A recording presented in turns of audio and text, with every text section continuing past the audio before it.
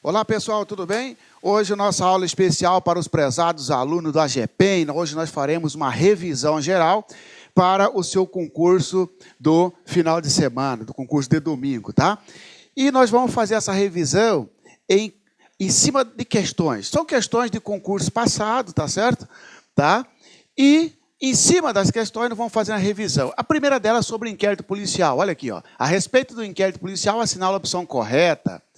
O delegado de polícia, se estiver convencido da ausência de elementos suficientes para imputar a autoria a determinada pessoa, deverá mandar arquivar o inquérito policial. O professor pode parar de ler, não precisa nem ler, professor. Inquérito policial não pode ser arquivado pelo delegado, só o juiz pode arquivar. Cuidado com isso. Delegado não pode determinar o arquivamento do inquérito policial. O Ministério Público pede o arquivamento e o juiz analisa se arquiva ou não. Lembrando que o juiz também não está obrigado a acatar o pedido do Ministério Público. Ele pode indeferir o pedido e remeter os autos para o Procurador-Geral de Justiça, tá certo? Ou o Procurador-Geral da República, a depender do juiz, se for juiz federal, por exemplo, tá bom? Então, alternativa errada.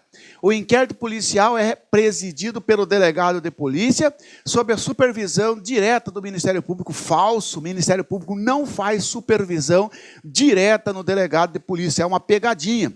O Ministério Público exerce o controle externo da atividade policial e não supervisão direta do Ministério Público sobre o delegado. Falso.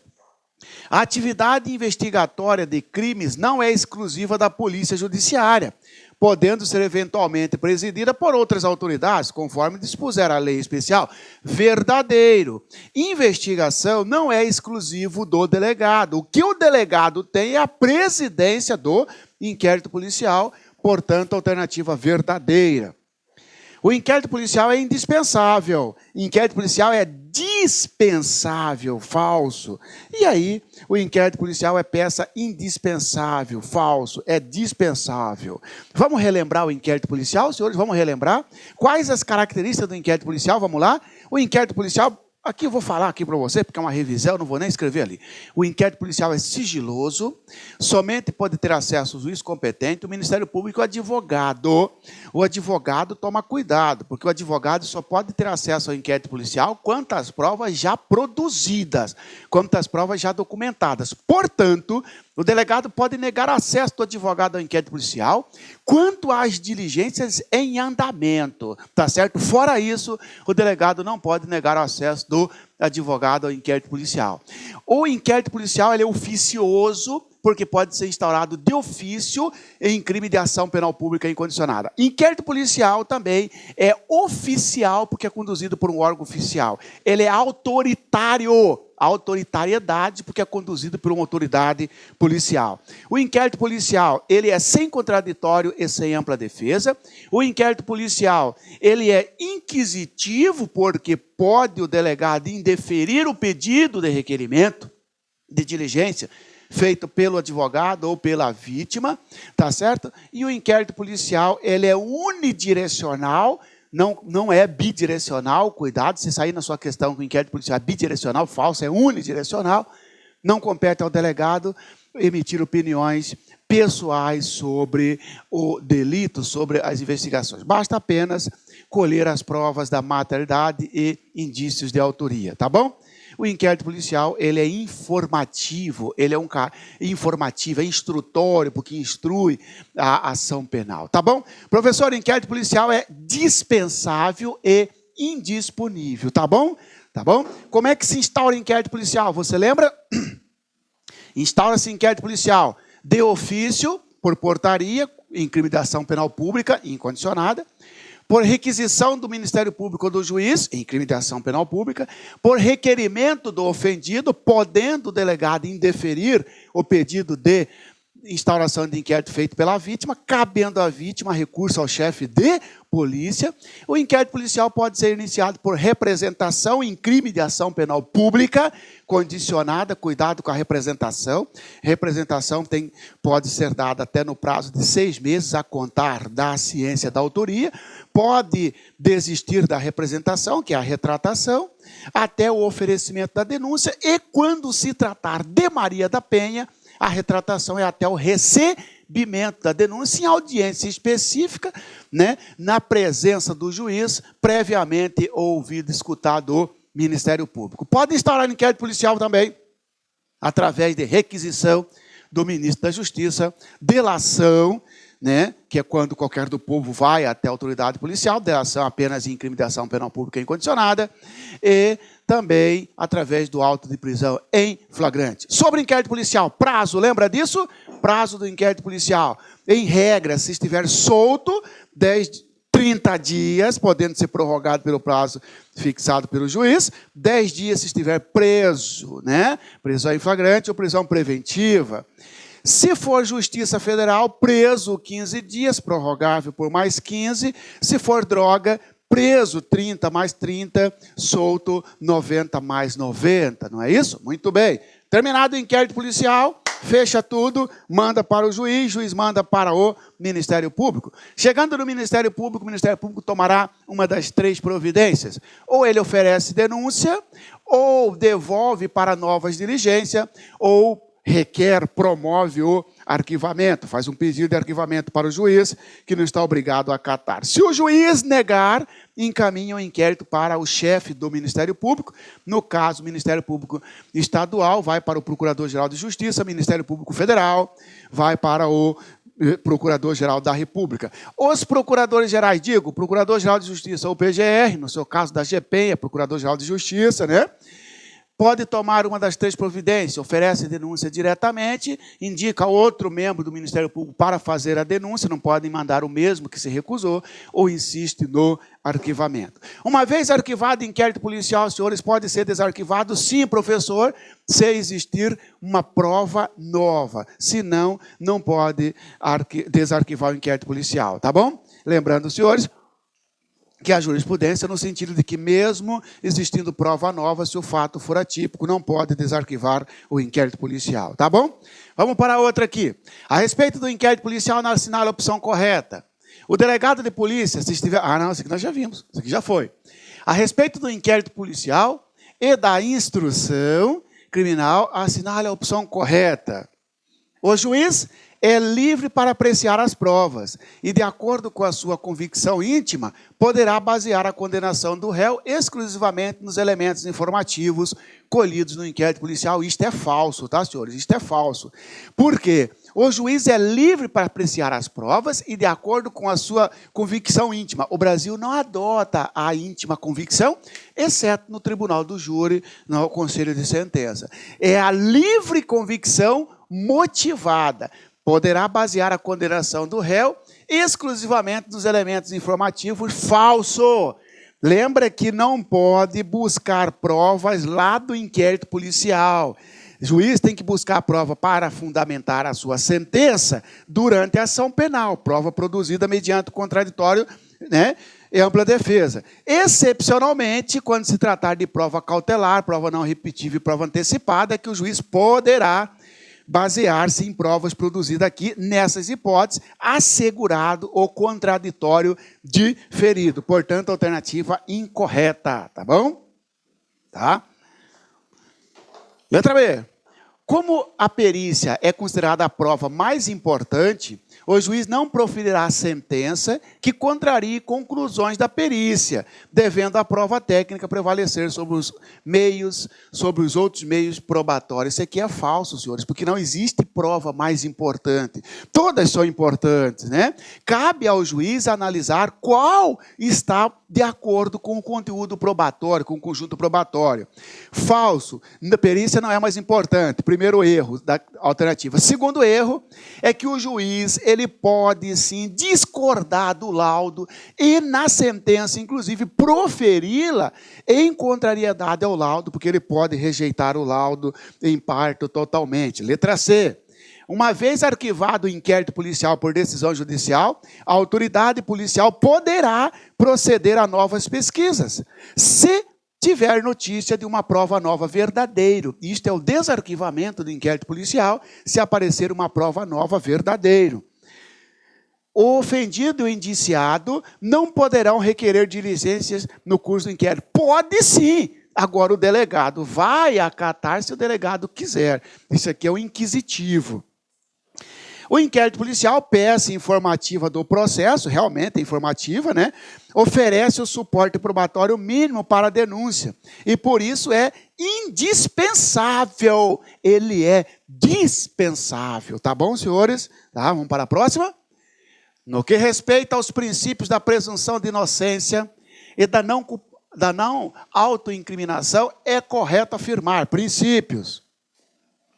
O direito ao silêncio pode ser utilizado em desfavor do réu. Pode? Não. Ele tem o direito de não autoincriminar. O silêncio não pode ser interpretado em prejuízo do réu e não importa a confissão. Segundo a atual jurisprudência do STF, a sentença condenatória tem eficácia tão logo confirmada em segundo grau de jurisdição, não importando em violação ao princípio da presunção de inocência verdadeiro. Aquela situação de que o sujeito foi condenado na primeira instância, recorreu, o Tribunal de Justiça manteve a condenação, já pode mandar prender, segundo a atual jurisprudência do Supremo Tribunal Federal, pelo menos até agora, em fevereiro de 2017. A exigência do recolhimento do réu à prisão para apelar não ofende os princípios da não culpabilidade. Falso. Não pode, ao mesmo tempo, dar o direito para o réu apelar e falar, você só pode apelar se você se apresentar para ser preso. Não, falso. É possível a invocação de investigação em ações penais em andamento, como maus antecedentes na fase da aplicação da pena. Falso. Eu estou respondendo a 1000 processos. Agora fui sentenciado num crime de furto.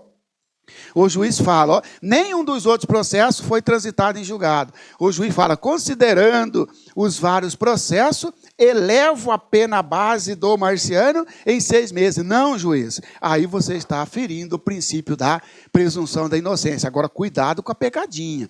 Existência de processos é fundamento para a prisão preventiva, mas não para aumentar a pena. Tá bom? O princípio constitucional da não culpabilidade não é óbice ao lançamento do nome do réu no rol dos culpados, antes do trânsito em julgado da sentença condenatória. Falso. Rol dos culpados, a relação dos culpados, né? Todo mundo que é condenado, transitou em julgado, o nome dele vai para essa relação. Só vai para lá depois do trânsito em julgado. Enquanto não transitou em julgado, há um óbice, porque fere o princípio da não culpabilidade. Se condenou, já manda. Ou seja, você vai tirar posse, vai tirar certidão para tomar posse no concurso, sai lá que você está condenado, piriri parará, você vai lá tomar posse, não pode. Aí fere o princípio da não culpabilidade. Sobre a ação penal é correto afirmar. Então, senhores, falamos sobre os princípios, né? Princípio da presunção da inocência, princípio do juiz natural. Cuidado, do princípio do juiz natural é aquele que veda a criação de tribunal ou juízo de exceção. É aquele que fala que o réu tem direito de ser julgado por um juiz previamente competente. Princípio da paridade de armas, ou seja, o Ministério Público e a defesa têm os mesmos direitos. Princípio do indúbio pro réu. Na análise das provas, se ficar em dúvida, absolve o réu, tá certo? Princípio da presunção da inocência, já falei, princípio do contraditório e ampla defesa, é obrigatório durante o processo, mas não durante o inquérito policial, tá bom? Sobre a ação penal, é correto afirmar. Não será admitida ação penal, ação privada nos crimes de ação pública, ainda que esta não seja intentada no prazo legal. Isto é falso. Porque lembra que nós temos o seguinte, você lembra disso aqui? Ó? Que a ação penal, ela será pública ou será privada. Sendo pública, será pública incondicionada, lembra disso? Ou condicionada à representação da vítima ou requisição do ministro da Justiça. Muito bem. Tá certo? Ora, a ação penal privada vai subdividir em 3. Ação penal privada genérica, tá, ou exclusiva. A personalíssima, né, só o ofendido pode. E a ação penal privada é subsidiária, né? Que é quando o Ministério Público deixa de agir e a vítima entra no lugar do Ministério Público. Ora, então pode sim a vítima entrar no lugar do Ministério Público numa ação penal pública quando o Ministério Público deixa de agir. Lembra disso? Tá bom? Então, voltando nessa questão ali, o erro está porque falou que não se admite ação penal privada, não se admite ação penal privada nos crimes de ação pública.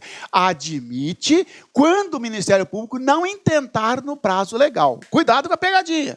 Professor, e se o Ministério Público pediu arquivamento, cabe ação penal privada subsidiária? Não. Se o Ministério Público pediu arquivamento do inquérito policial, não cabe a ação penal privada subsidiária, porque aí o Ministério Público agiu. Ao ofendido ou a quem tenha qualidade para representá-lo, caberá intentar a ação penal pública que depende de representação do ofendido. Quem entra com a ação penal pública, quem exerce a ação penal pública é o Ministério Público e não a vítima. A vítima, quando a lei exigir, dá a representação. Por exemplo, eu ameacei você. Não é você que vai me denunciar. Quem vai me denunciar é o Ministério Público. Mas você tem que dar uma representação para o MP. Então, falso. A queixa contra qualquer dos autores do crime somente obrigará o processo de todos nos casos de crimes hediondos. Falso. Se eu e você caluniamos uma pessoa, a pessoa não pode falar assim, ó, o Marciano eu vou processar, mas o José não. Não.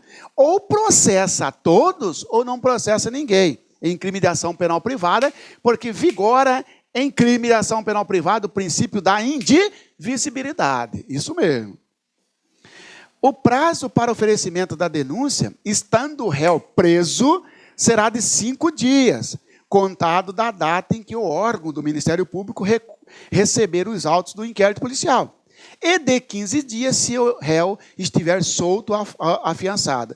Correta a questão no que tange ao prazo. Apesar dele chamar o investigado de réu, comeu barriga que o examinador, mas a alternativa está certa com essa crítica aqui de chamar o investigado de réu. O Ministério Público poderá desistir da ação penal, nem pensar. A ação penal, lembra que o Ministério Público não pode desistir? Princípio da indisponibilidade. Lembra dos princípios da ação penal? Princípio da obrigatoriedade, o Ministério Público está obrigado a oferecer denúncia quando estiver provado o crime e existir indícios de autoria, exceto se fizer delação premiada. Ele faz um acordo de delação premiada, ele não é obrigado a oferecer denúncia, se assim constar do acordo de que não vai oferecer denúncia. Princípio da obrigatoriedade, então, princípio da indisponibilidade, Ministério Público não poderá desistir da ação penal. Ele pode até pedir a absolvição do réu, mas não pode desistir da ação penal, tá certo?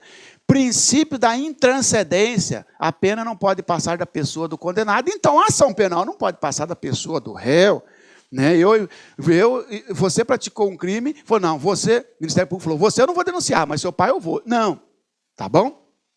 E o princípio da divisibilidade, que é da ação penal pública, o Ministério Público pode escolher, tem eu e você respondendo no inquérito policial, o Ministério Público resolveu denunciar a mim e não a você. Pode? Pode. Tá certo? Na ação penal privada, quais são os princípios? O princípio da oportunidade. Você vai me acusar se você quiser. Princípio da disponibilidade, porque pode, inclusive, perdoar o sujeito. Princípio da indivisibilidade. Ou processa todo mundo ou não processa ninguém. Princípio da intranscendência. Tá certo? Chega ao conhecimento do Ministério Público e da Polícia Civil, que na casa de Tícia estava escondido um facão que seria instrumento de crime de homicídio ocorrido no dia anterior, ainda sujo com sangue do autor e da vítima. O Ministério Público entra com pedido de busca e apreensão domiciliar, sendo deferido pelo juiz. Com base nisso, monta a operação com a chefia da Polícia Civil para cumprimento do mandado. Lá chegando, porém, deparam-se com policiais militares que, sem mandado, aproveitaram que a residência estava vazia e encontraram o facão, que estava em cima da mesa da sala. A Polícia Civil formaliza o cumprimento do mandado e a apreensão do instrumento, oferecendo ao Ministério Público denúncia em face de Tício. Em defesa prévia, o acusado alega a ilicitude da prova, no que tange ao facão. No caso, é correto afirmar que aqui é o seguinte: o sujeito matou um cara com facão, saiu do flagrante, o facão estava numa casa, o Ministério Público pediu a busca e apreensão, o juiz deu, a polícia foi lá fazer a busca, só que chegou lá, quem que tinha invadido a casa? A polícia militar. Ora, a polícia militar que encontrou o facão. Esse encontro desse objeto do crime é lícito ou ilícito? Prova ilícita, porque a polícia militar não tinha autorização. Porém, neste caso, deve ser aplicado a teoria da descoberta inevitável, porque inevitavelmente o facão seria descoberto pela Polícia Civil, que estava cumprindo em seguida o mandado de busca e apreensão. Então, deve ser reconhecida a ilicitude? Não. Tá? Já que os policiais ingressaram sem mandado na residência do réu, de modo que deve ser desentranhado os autos. É verdade que entraram sem mandado os policiais militares, mas a prova ilícita se tornou lícita, porque de qualquer jeito aquela prova seria descoberta. E aqui nós temos a teoria da descoberta inevitável. Lembra disso? Que quando a prova puder ser descoberta inevitavelmente por outros meios. A prova é válida, tendo em vista que havia flagrante delito. Não tinha flagrante mais, porque ali não tinha perseguição. Deve ser reconhecida a ilicitude da prova, em razão da aplicação negativa. Não é ilícita. Deve a prova ser mantida nos autos, pois a legislação apenas proíbe que conste dos autos a prova ilícita, mas não a ilegítima. Senhores, hoje não tem mais interesse essa situação de prova ilícita ou ilegítima. Não interessa se é ilícita ou ilegítima, tudo não pode manter nos autos. Tá?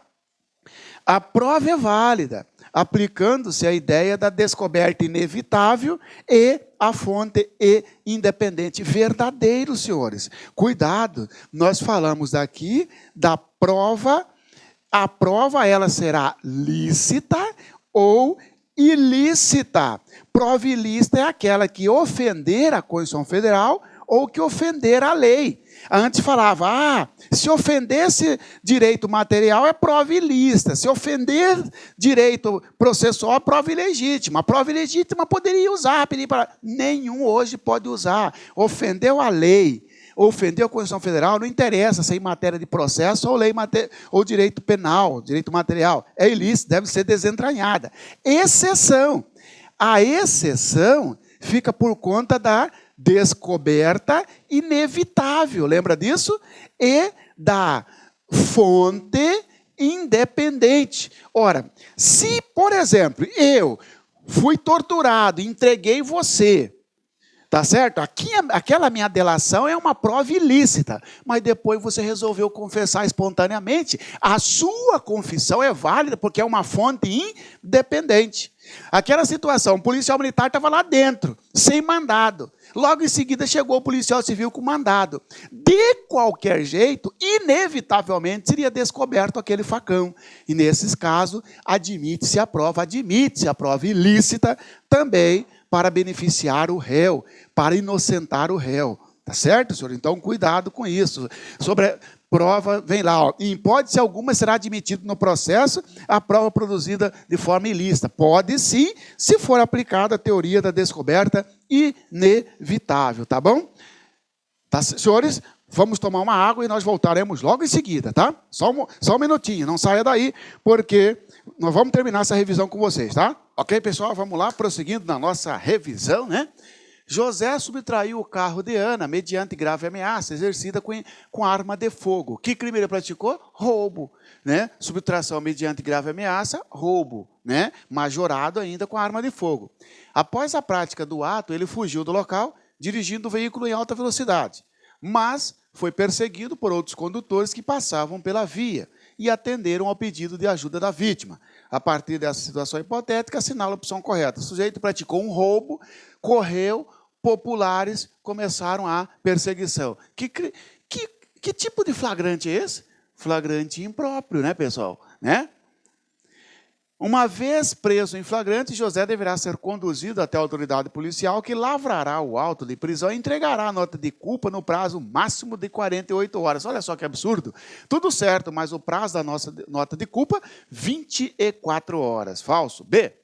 José poderá ser preso em flagrante pelo roubo enquanto estiver na posse do veículo de Ana, independentemente do lapso temporal transcorrido. Falso porque, na verdade, só o fato de ser encontrado com o veículo, na posse do veículo, na posse do autor do roubo, já é flagrante? Não, porque se encontrado, tem que ser encontrado logo depois. E ele fala aqui, ó, independente do lapso temporal transcorrido. Não, então, falso, porque, na verdade, pode ser encontrado em poder dele, mas já ter passado a expressão logo depois do estado de flagrante. Falso. A interrupção da perseguição de José descaracteriza o flagrante impróprio, verdadeiro, embora José possa ser preso, ser encontrado em seguida com o objeto do crime em situação pela qual se presuma ser ele o autor do fato. Verdadeiro. Está dizendo que se interromper a perseguição, acaba o flagrante. Mas se for encontrado logo depois, continua flagrante, só que aí flagrante presumido, fictício ou assimilado. Verdadeira esta alternativa. Caso seja preso em flagrante, José deverá ser informado de suas garantias constitucionais e de seu direito de permanecer calado e de estar acompanhado por advogado, sim, bem como terá direito ao acesso à identificação completa dos responsáveis por sua prisão, sim, e da vítima. Não precisa identificar a vítima para o preso. O preso tem direito de saber quem prendeu, quem interrogou, mas não o nome da vítima, né?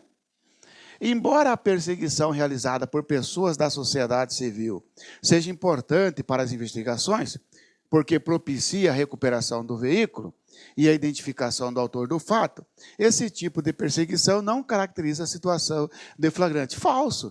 A perseguição pode ser feita pela polícia, pela própria vítima ou por qualquer pessoa. Caracteriza o flagrante, sim. E mais, qualquer pessoa poderá prender quem quer que seja encontrado em flagrante delito. Tá certo?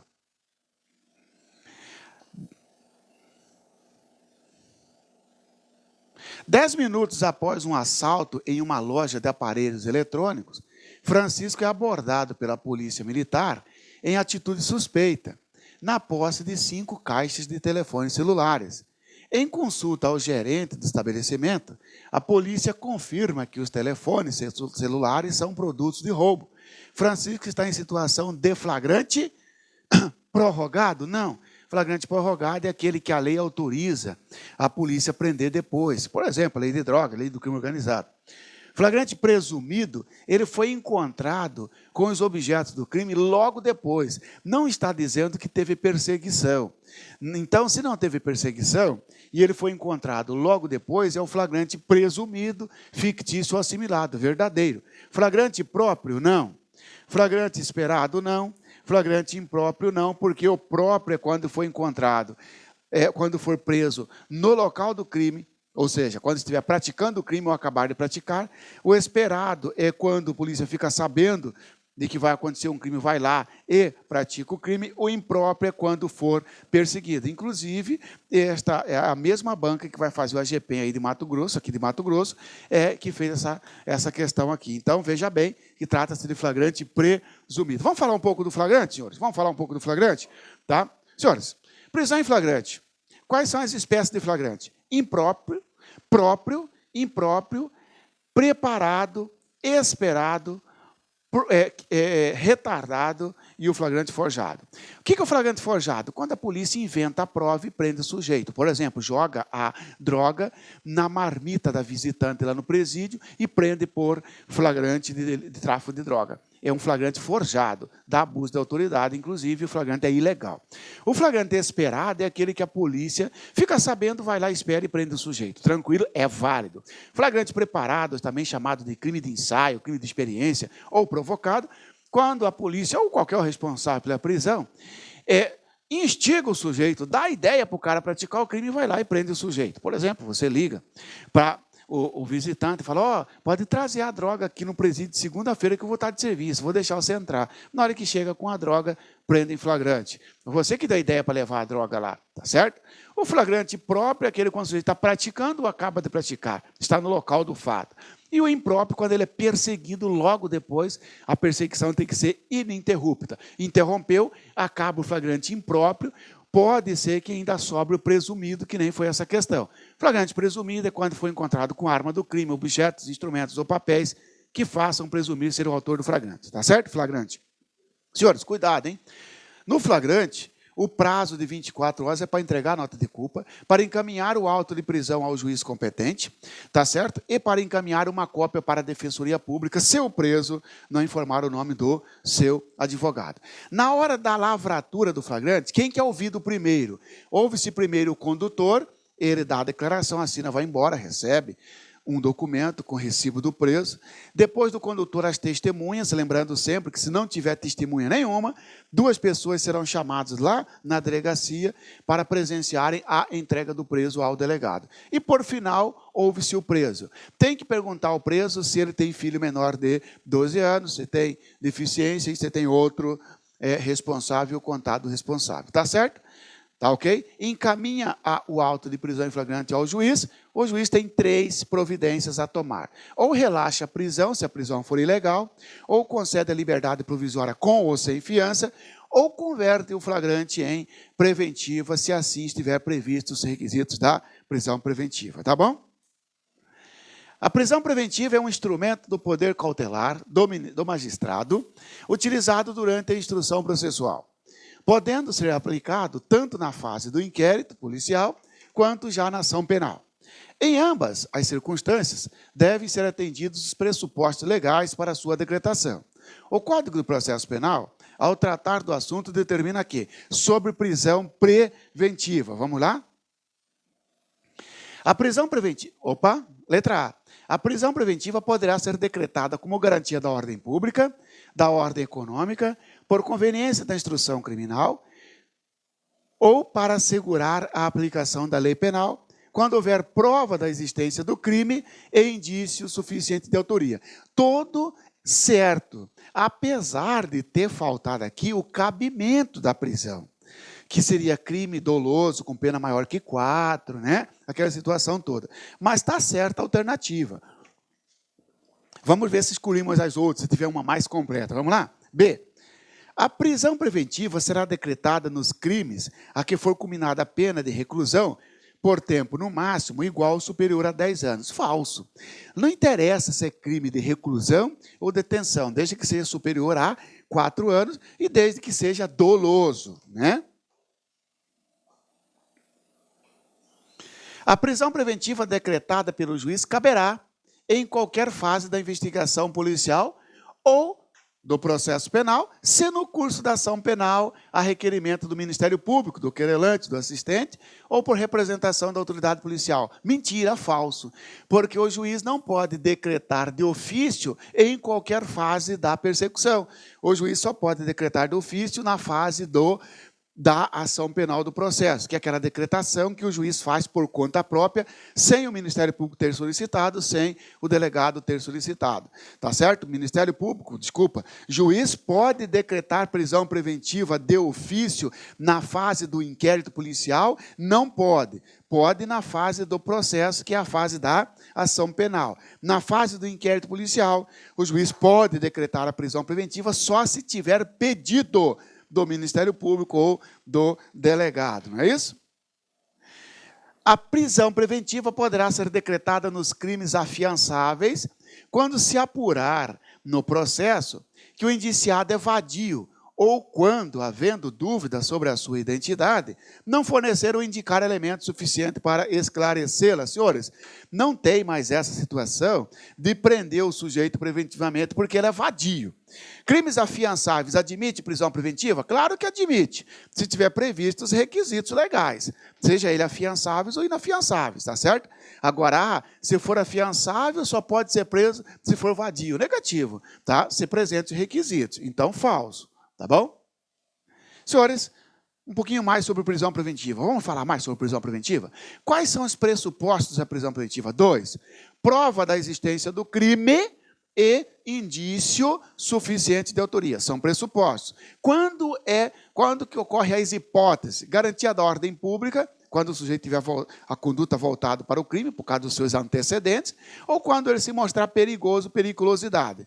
Garantia da ordem econômica, quando o crime ofender a livre concorrência ou, de qualquer forma, a ordem econômica. Conveniência da instrução criminal, quando o sujeito, por exemplo, ameaçar uma testemunha ou forjar um incêndio para queimar documentos, destruir provas.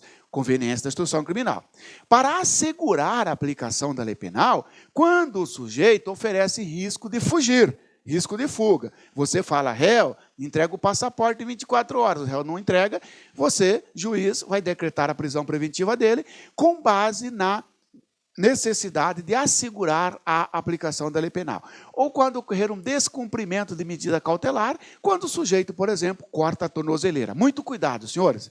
Cabimento da prisão preventiva. Crime doloso com pena maior que 4 anos, ou se o sujeito for reincidente doloso, quando ele já tiver sido condenado por outro crime doloso. Claro que entre o fim da pena e o novo crime, se já tiver ultrapassado o período de 5 anos, ele não é mais reincidente, aí volta para a regra número 1, que o crime tem que ser maior que 4 anos, né, se for primário. Também é cabível prisão preventiva em crimes envolvendo violência doméstica contra criança, adolescente, idoso, enfermo, deficiente ou mulher, para assegurar a garantia de uma medida protetiva. Por exemplo, o juiz fala, sai do lar. O cara não sai, o juiz toca uma preventiva nele. Pronto. Senhores, não pode ter prisão preventiva quando o crime for praticado mediante excludente de ilicitude, legítima defesa, estado de necessidade, exercício regular de direito ou estrito cumprimento do dever legal. Tranquilo? Tranquilo.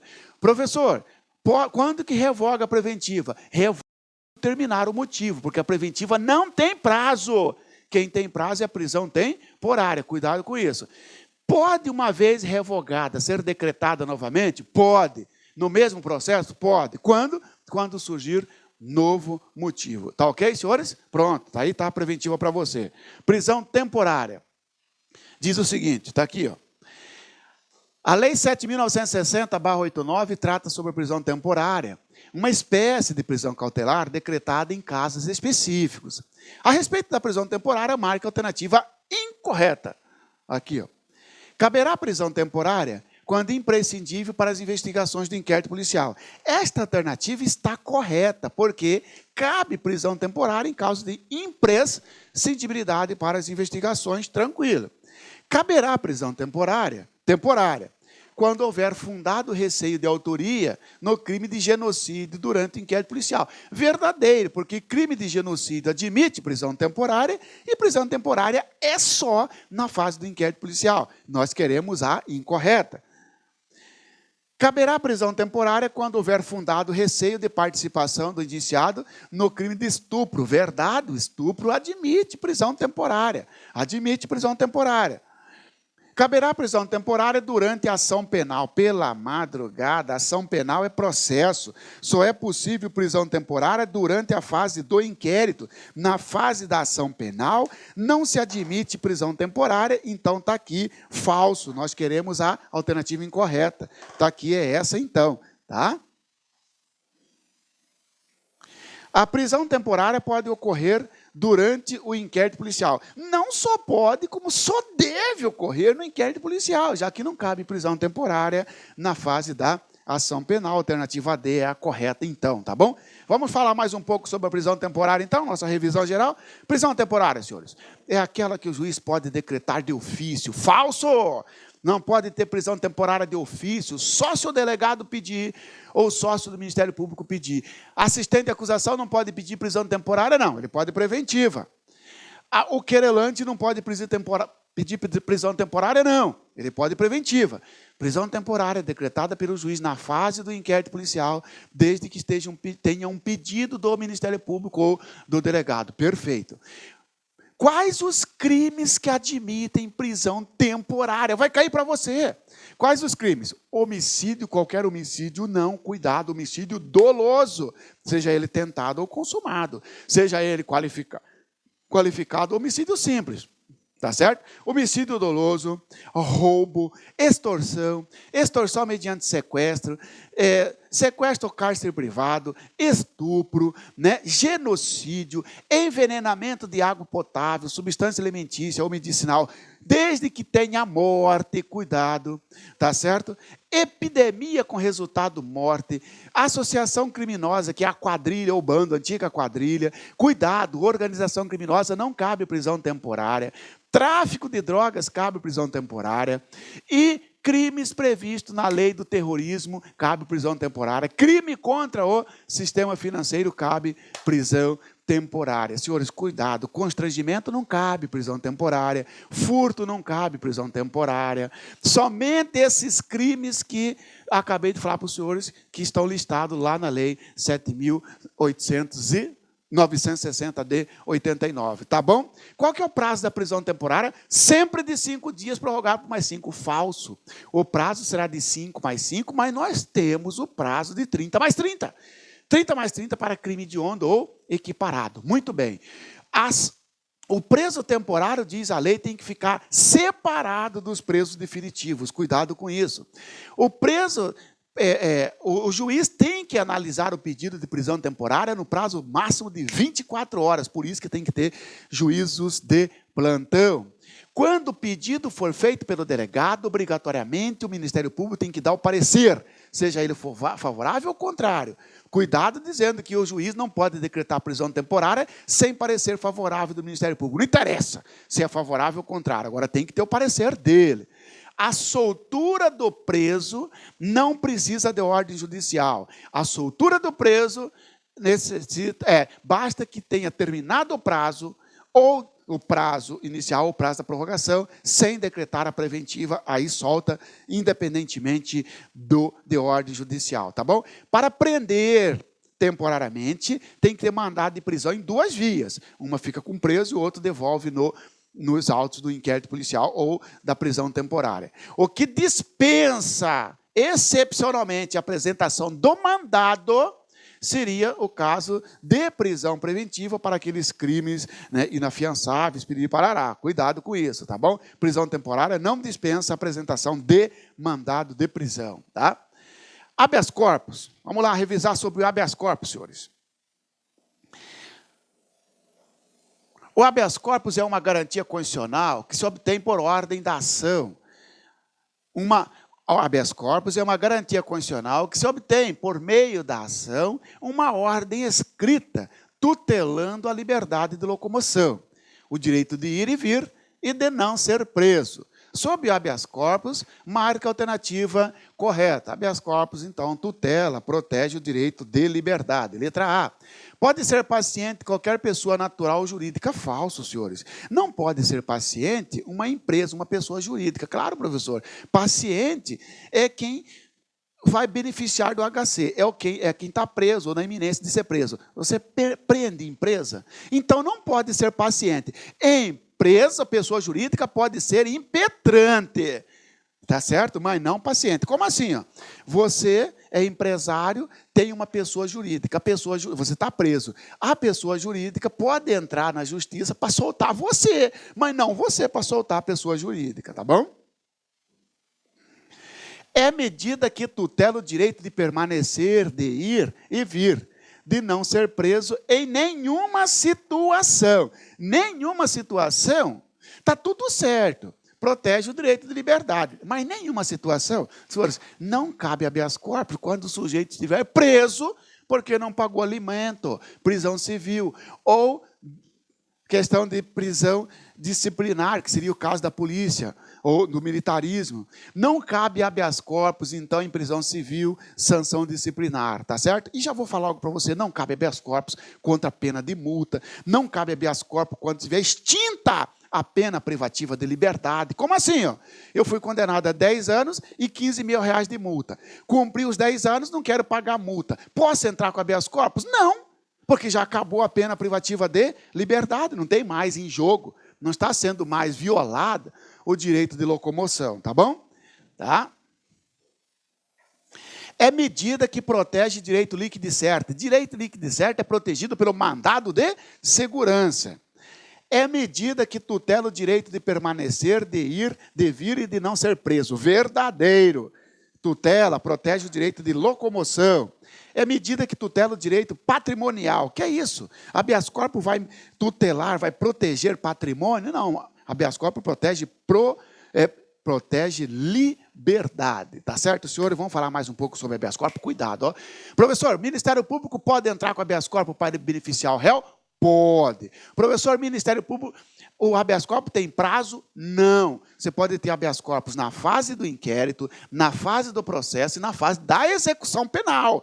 Basta que o sujeito esteja com o direito de liberdade violado ou ameaçado. Se estiver ameaçado, habeas corpus preventivo. Se estiver já violado, habeas corpus repressivo. Tá bom? Muito bem. De quem é a competência para julgar habeas corpus? Do Poder Judiciário. Não pode o Ministério Público julgar habeas corpus. Ele pode entrar com habeas corpus para o réu, mas o Poder Judiciário que julga o habeas corpus, tá bom? Delegado de polícia pode entrar com habeas corpus? Não, a menos que ele entre como pessoa física, não como autoridade. Como juiz de direito pode entrar com habeas corpus para beneficiar alguém? Pode até entrar, mas não como juiz de direito. Ele pode entrar como cidadão comum, ou ele pode dar um habeas corpus de ofício, mas não ele impetrar. Ministério Público pode, tá bom?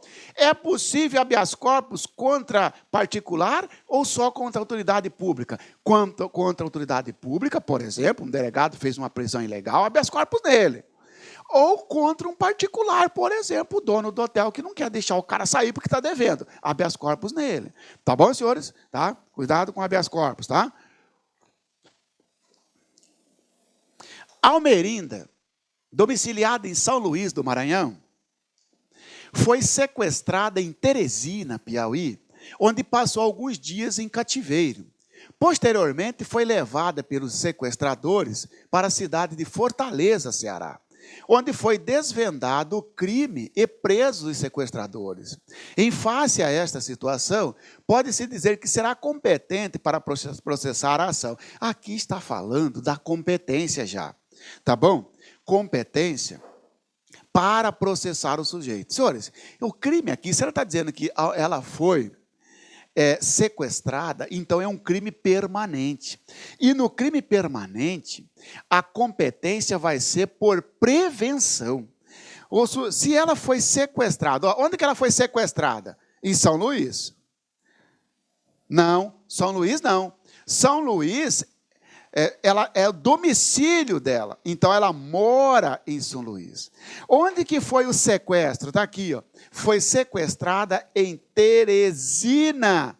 Foi sequestrada em Teresina. E também foi levada para Fortaleza.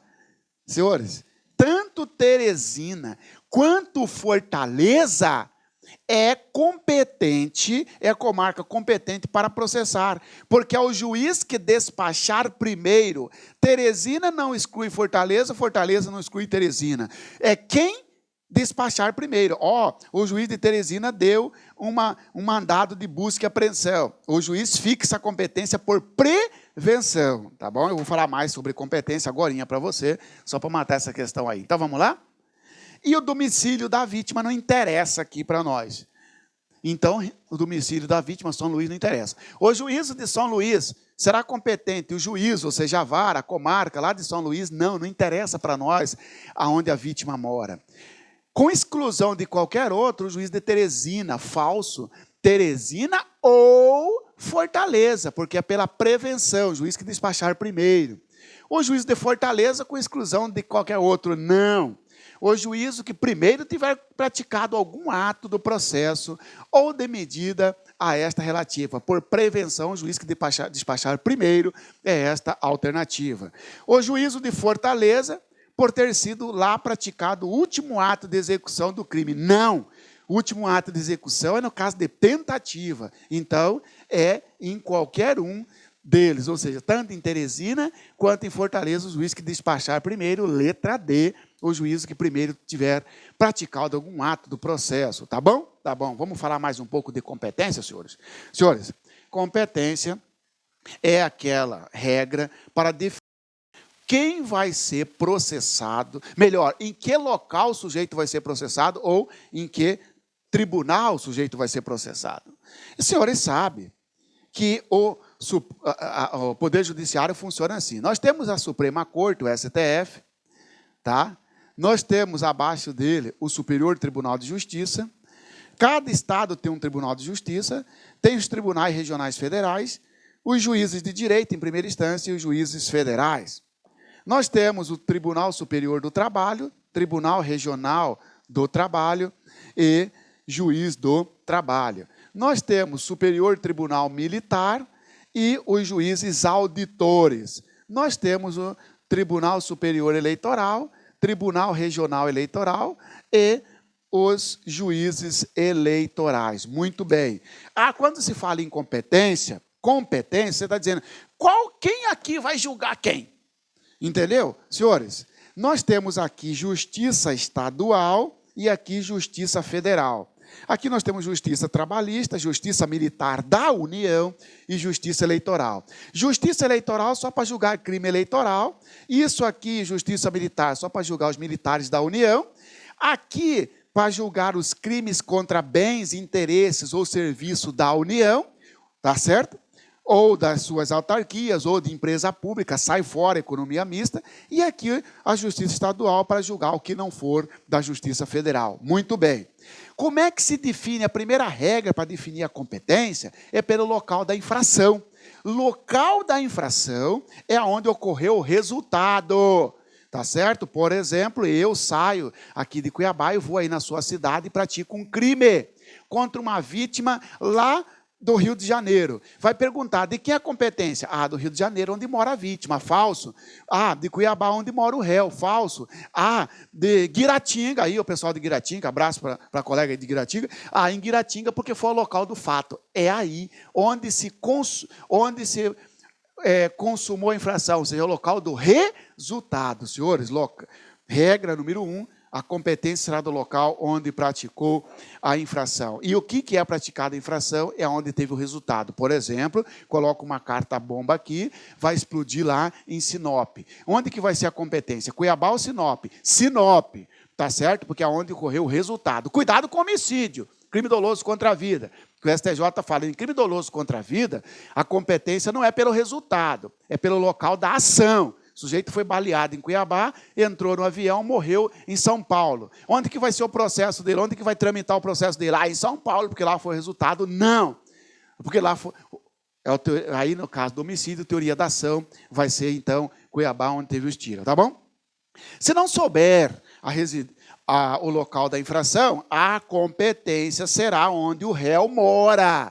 Só se não souber o local da infração. Imagina que você tem uma fazenda que banha 5 cidades, 5 comarcas, vamos dizer. Ela tem área em 5 comarcas. Chega um cara ensanguentado na sua fazenda e fala assim, eu fui atacado, só que eu não sei onde, mas eu sei descrever o cara que me atacou. É um cara cabeludo, alto, forte, bonito. Os caras vão bater em cima de mim, velho. Entendeu? Ora, como não sabe onde é o local da infração, vai para o domicílio do réu. Domicílio do réu só vai ser importante para definir o local da infração, para definir a competência, se não souber o local da infração. Professor, e quando tem mais de um domicílio? Qualquer domicílio, qualquer cidade, resolve ser pela prevenção. O juiz que despachar primeiro. O sujeito mora em Cáceres, Cuiabá, Rondonópolis, Guiratinga, Sinop. Tá certo? Qualquer uma dessas cidades, o juiz que despachar primeiro, tá bom? Professor, ele não tem domicílio, ele trabalha em circo, cada semana está numa cidade. Qualquer dessas cidades que ele passar com o circo, será competente, é o que despachar primeiro, tá bom? Competência pela natureza da infração. Quer dizer o seguinte, senhores, que cada estado...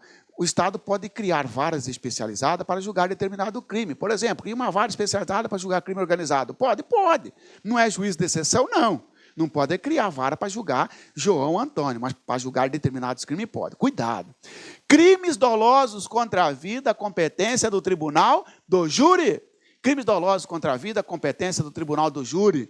Tá certo? Os dolosos contra a vida. Cuidado. Professor, e se for o policial militar que praticar um crime doloso contra a vida de um civil? Por exemplo, nós chamamos reforço da polícia militar para ajudar nós no presídio. Lá um policial militar executou um sujeito, ele estava em serviço. Quem vai julgar esse policial militar? Tribunal do júri, porque a vítima é civil. Polícia militar, Ou seja, militar, não interessa se é polícia, bombeiro, exército, marinha ou aeronáutica. Militar, contra civil, vítima civil, ainda que em serviço, a competência do tribunal do júri. Se for militar vezes militar, em serviço, a competência da justiça militar. Por exemplo, um policial militar atira no outro dentro do quartel e mata lá. Tá dentro da unidade militar. Quem vai julgar é a própria justiça militar. E 2 militares tomando cerveja na rua, um matou o outro. Vai para o tribunal do júri, porque aí não está em serviço, tá bom? Cuidado. Quem tem prerrogativa de foro previsto na Constituição Federal, prerrogativa prevista na Constituição Federal, não vai para o tribunal do júri, tá bom? Por exemplo, o juiz de direito que praticou um homicídio, ele vai ser julgado pelo tribunal do júri? Não, ele vai ser julgado pelo tribunal de justiça. Prefeito que praticou um homicídio, vai para o Tribunal de Justiça. Governador que praticou um homicídio, vai para o STJ. Senador que praticou um homicídio, vai para o STF. Porque para quem tem prerrogativa de foro, previsto na Constituição Federal, aplica-se a súmula 721 do STF. Vai para o tribunal aqui, a Constituição Federal mandar. Você é senador, eu sou seu motorista. Nós praticamos um homicídio. Eu vou para o júri e você vai para o Supremo Tribunal Federal, porque lá é a competência. Reparte o processo, separa o processo, tá bom? Tá bom. Cuidado, competência por prerrogativa de foro. Competência por prerrogativa de foro. Quem que é processado pelo Supremo Tribunal Federal? Vamos lá? Em crime comum, só crime comum. Presidente, vice-presidente, deputado federal, senador, ministros do Supremo e procurador-geral da República. Esse povo, em crime comum, é julgado pelo Supremo Tribunal Federal. O que é crime comum, professor? Crime comum é aquela que prevê uma pena privativa de liberdade. Crime de responsabilidade é aquele que prevê uma pena política, uma sanção política. Por exemplo, perde o cargo ou o mandato e fica suspenso. Foi o que aconteceu com a Dilma, não é? Ela perdeu aí o mandato, perdeu o cargo de presidente da República, não é isso? Muito bem.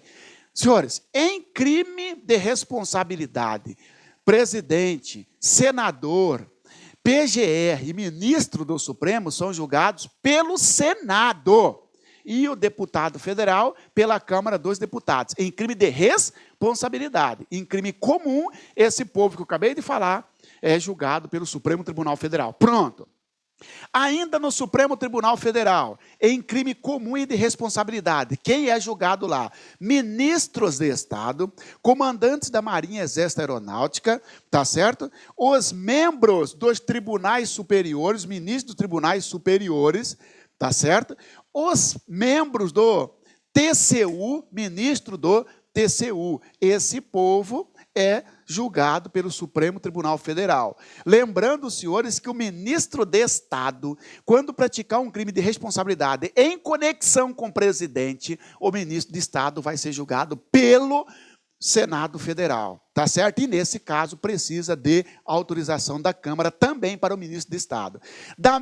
Comandantes da Marinha, Exército e Aeronáutica que praticar um crime de responsabilidade, que estiver em conluio, em conexão com o presidente da República, também vai para o Senado ser processado em crime de responsabilidade, dispensando-se a autorização para os comandantes. Muito bem. Competência do STJ. Vamos lá? Quem que é processado aqui? Em crime comum, só crime comum, os governadores do Estado e do Distrito Federal. Pronto, tá certo? Em crime comum ou de responsabilidade, são julgados aqui no STJ os membros do TJ, do TRF, do TRT e do TRE, ou seja, os desembargadores desses tribunais. Tá bom? Muito bem. Esse povo daqui é julgado aqui, eu já falei para vocês. Tá bom? Membros dos tribunais superiores também são julgados aqui pelo Supremo Tribunal Federal. Vem para o STJ também os membros dos tribunais de conta dos estados e daqueles municípios onde existidos, né? Também para o STJ vai os membros do Ministério Público da União que oficiem perante tribunal. Cuidado com isso. Fechou? Fechou. Quem que é processado no TRF? Em crime comum, prefeito quando praticar um crime federal. Vai para o TRF também, ser processado lá os juízes federais, juízes do trabalho e juízes auditores, chamados de juízes militares. Essa galera é processado tudo no TRF. E os membros do Ministério Público da União que não oficiem perante tribunais. Pronto. Quem que é julgado no TJ? Crime comum, prefeito. Pô, professor, não estou entendendo nada. Prefeito é aqui ou aqui? Prefeito no TRF, se for crime federal. E se for crime estadual, o prefeito vem para o TJ.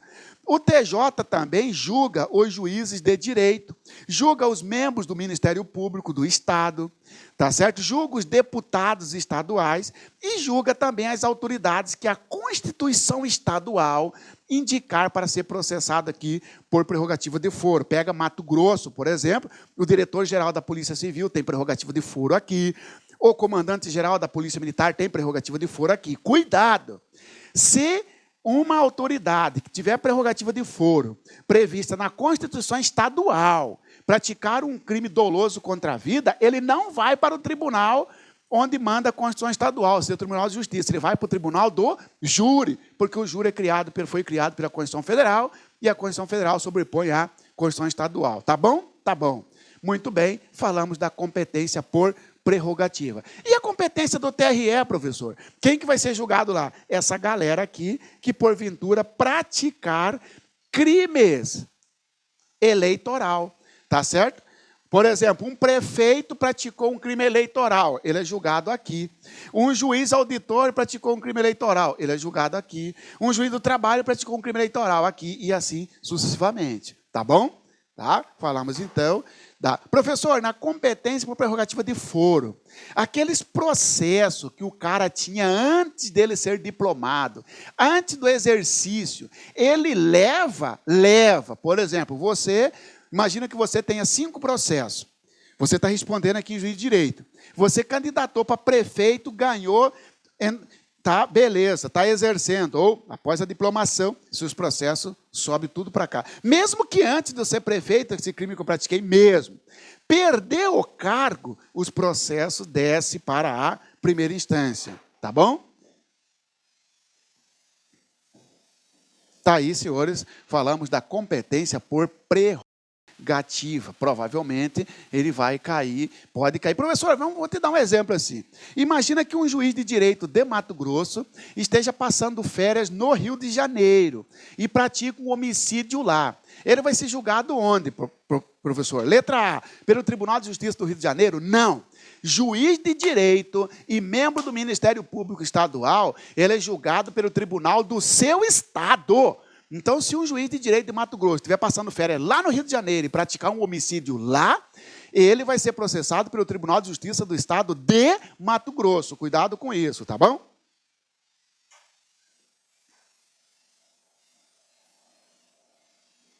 No que se refere à atuação do juiz,